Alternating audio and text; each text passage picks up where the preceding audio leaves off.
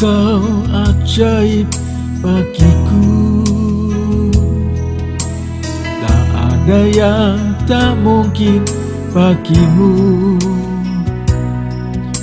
Kau yang telah berfirman dan semuanya jadi.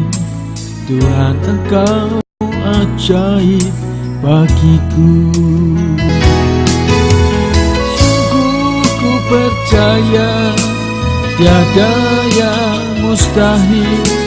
Mujizat masih ada dalam hidupku. Sembuhkan sakitku, pulihkan jiwaku. Mujizat masih ada bagiku.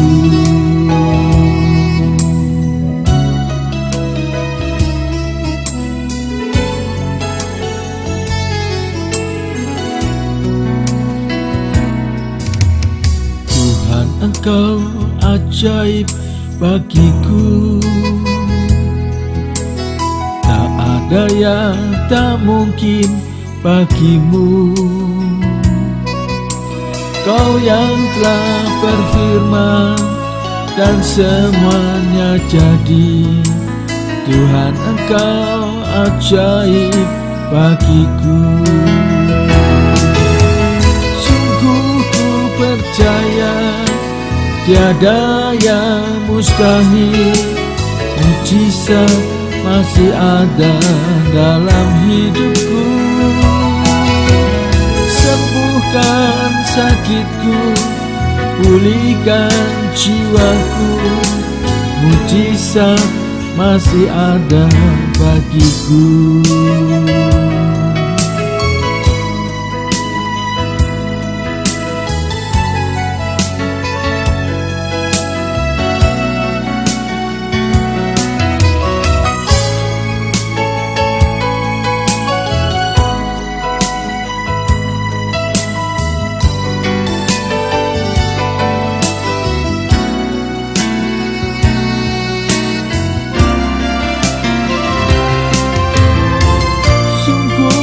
Percaya tiada yang mustahil. Mujizat masih ada dalam hidupku. Sembuhkan sakitku, pulihkan jiwaku. Mujizat masih ada bagiku. Sungguh ku percaya tiada yang mustahil. Mujizat masih ada dalam hidupku. Sembuhkan sakitku, pulihkan jiwaku. Mujizat masih ada bagiku. Mujizat masih ada bagiku. Mujizat masih ada bagiku.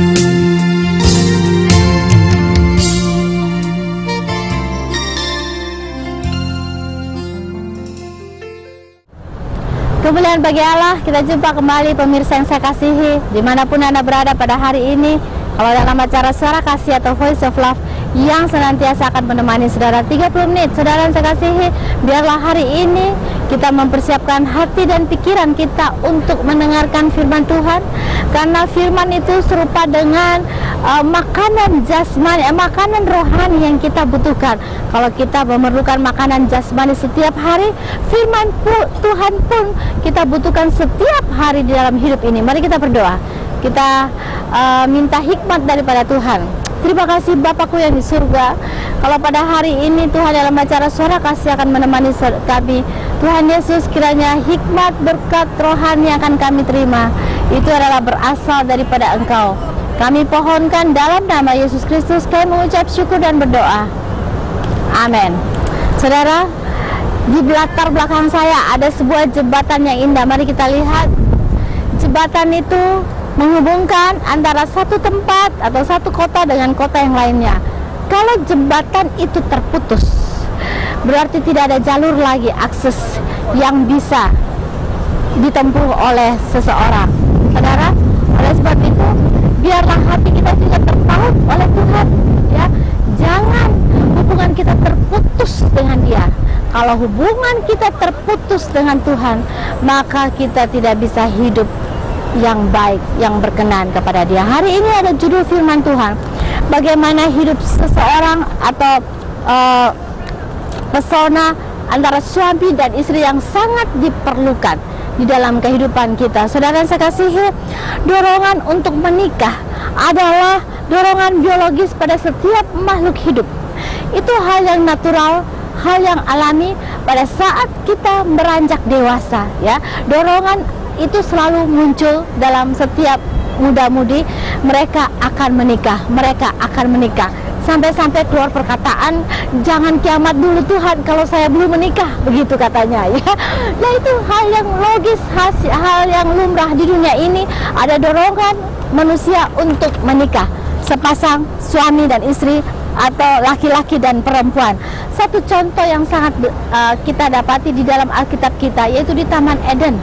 Pada waktu Allah menciptakan laki-laki, Dia merasa bahwa tidak baik seorang diri, ya. Manusia itu seorang diri, baiklah aku membuat baginya seorang pendamping hidupnya atau seorang wanita. Nah, Allah sendiri yang menanamkan rasa cinta itu kepada seorang pria dan wanita. Tanda kutip, pria dan wanita, bukan wanita dengan wanita atau pria dengan pria. Ya, saudara, pria dan wanita. Allah sendiri yang menaruh rasa cinta itu di Taman Eden. Tahu kan saudara? Cinta itu muncul pada waktu mereka bertemu, pada waktu mereka melihat dengan tatapan yang manis, ya. Rasa cinta itu mulai muncul. Signal cinta itu begitu kuat diciptakan oleh Allah di dalam Taman Eden, Adam dan Hawa. Ya, signal cinta itu strong. Kalau ada signal cinta itu, maka hubungan kita dengan suami atau istri kita ataupun pacar kita begitu akrab, saudara. Nah, Adam dan Hawa diciptakan oleh Tuhan, diletakkan di Taman Eden dengan satu cinta yang dalam. Saudara yang saya kasih, Allah sendiri yang menghendaki adanya hubungan yang manis antara laki-laki dan perempuan. Nah, hubungan itu atau signal cinta yang pertama itu adalah di Taman Eden. Signal cinta itu berupa apa, saudara? Tatapan mata yang dalam. Walaupun tidak berkata-kata, mungkin keluarlah kalimat itu dalam hati, saudara. I love you so much. Begitu kata sebuah pujian, ya. I love you so much. Mungkin dengan senyuman yang manis yang menandakan bahwa Anda mencintai orang itu, atau dengan sentuhan, ya, seseorang menyatakan cintanya. Nah, cinta itu baik kalau dilakukan dengan baik, saudara saya kasihi. Tapi jangan lupa, ada banyak orang yang salah menggunakan cinta itu. Kalau kita perhatikan anak muda, dua sepasang, ya, laki-laki dan perempuan, dia seperti burung yang mungkin saling bercumbu-cumbuan, saling menyatakan cintanya, saling berbisik-bisik dengan kalimat cinta. Anak-anak muda sekarang bahaya, hati-hati jangan sampai terperosok kepada hal-hal yang belum bisa Anda nikmati sebelum masuk ke dalam pernikahan kudus. Ya, ada banyak hal yang harus diperhatikan. Anak-anak muda sampai lupa makan. Ya, kita juga mungkin pernah muda, kita juga pernah melakukan itu. Lupa makan, lupa tidur, tidak belajar, hanya bercakap-cakap terus lewat telepon. Apalagi sekarang HP atau telepon mobile itu begitu mudah didapati, ya. Mereka bisa bercakap-cakap tanpa putus-putus sehingga uang itu dihabiskan hanya untuk membeli pulsa. Apakah itu karena adanya signal cinta yang kuat itu? Saudara, sampai kalau kita memasuki masa pernikahan yang kudus, diberkati di gereja oleh pendeta atau oleh pastor, dan mereka memasuki masa pernikahan. Apa yang terjadi setelah masa pernikahan? Memang Allah yang menaruh cinta itu kepada manusia sepasang suami, laki-laki dan perempuan. Tapi tahukah saudara, pada waktu sudah menikah, mungkin akhir daripada bulan madu, 1 bulan, 2 bulan, 3 bulan, 1 tahun, 5 tahun, masih adakah cinta itu? Masih kuatkah cinta itu? Strong cinta itu masih ada? Signal itu masih kuat? Nah, ini yang kita perlu perhatikan, saudara dan saya. Bagaimana dengan saudara? Apakah saudara masih merasakan strong? Signal saudara masih kuat bahwa antara suami dan istri saudara masih saling mengasihi? Atau sudah tidak ada lagi kata sayang? Sudah tidak ada lagi I love you so much, tapi I hate you. Bahkan mungkin saudara berkata, biar cepat mati saja suamiku atau istriku, karena aku benci sama dia. Saudara, Allah tidak menghendaki hubungan demikian. Allah menaruh di Taman Eden signal cinta yang kuat. Maksud Allah adalah agar sepasang suami istri saling mengasihi. Nah, memang apa yang terjadi di muka bumi ini, saudara, iblis yang selalu menjadi pengganggu daripada keluarga, sehingga membuat keluarga porak-poranda. Mungkin saudara alami hari ini, saudara, bagaimana di Taman Eden iblis mengganggu daripada Hawa, dan sehingga Hawa berbuat dosa. Apa yang dilakukan? Hawa memutarbalikkan apa yang sebenarnya yang dikatakan oleh Allah pada dia karena bisikan iblis, sehingga keluarga yang pertama di Taman Eden pun hancur. Mereka harus keluar dari Taman Eden, diusir oleh Allah. Karena apa? Karena ada satu perbuatan dosa yang telah diganggu oleh iblis. Iblis itu adalah perusak, saudara. Dia pembunuh dan pembinasa. Keluarga yang paling enak dilakukan oleh iblis, begitu iblis. Kenapa? Karena kalau dua orang yang hidup sepakat, suami istri, ya, bekerja bersama-sama, takut akan Tuhan sama-sama, maka keluarga itu akan menjadi keluarga yang kuat. Kalau keluarga menjadi keluarga yang kuat, iblis sangat takut. Kenapa? Kalau ada sepasang suami istri yang kuat, tetap teguh beriman kepada Tuhan, maka seluruh anak-anaknya menjadi anak-anak taruna daripada Tuhan.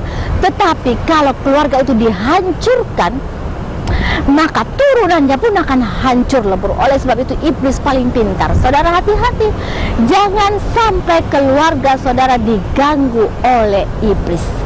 Jangan sampai pernikahan saudara diganggu oleh iblis. Periksa hati kita masing-masing hari ini. Mungkin saudara sudah hidup terpisah dengan suami atau istrimu. Saudara sementara diganggu oleh iblis. Maukah saudara tetap tinggal dalam keadaan yang demikian? Harusnya saudara mulai beranjak bahwa tidak bisa, saya tidak mau diganggu oleh iblis. Saudara, memang iblis paling pandai. Dia mengganggu sepasang di Taman Eden untuk menjatuhkan keluarga, karena dia tahu kalau keluarga yang tetap satu, teguh, kuat, maka keluarga itu akan punya turunan-turunan yang hebat di dalam Tuhan. Tapi kalau keluarga itu hancur, saudara, tidak ada harapan.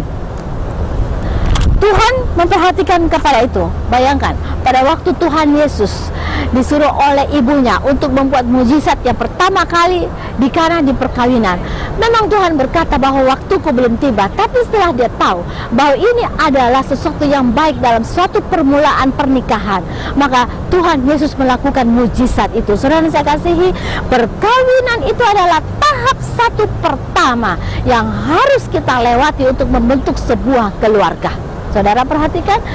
Nah, Tuhan Yesus sendiri begitu concern terhadap keluarga itu, karena dia tahu kalau keluarga dipulihkan, maka semua anak-anaknya pun dipulihkan. Tapi keluarga yang hancur, maka seluruh keluarga kita akan hancur berantakan. Saudara yang saya kasihi, perhatikanlah hidup kita, ya. Tuhan sangat mencintai kita. Allah mengasihi keluarga. Oleh sebab itu dia memperhatikan. Nah, bagaimana dengan kehidupan keluarga Anda pada hari ini? Didapatikah Anda masih saling mencintai? Masih adakah kata I love you kepada suami atau istri saudara? Atau saudara sudah pernah anggap sangat kaku Ibu Eni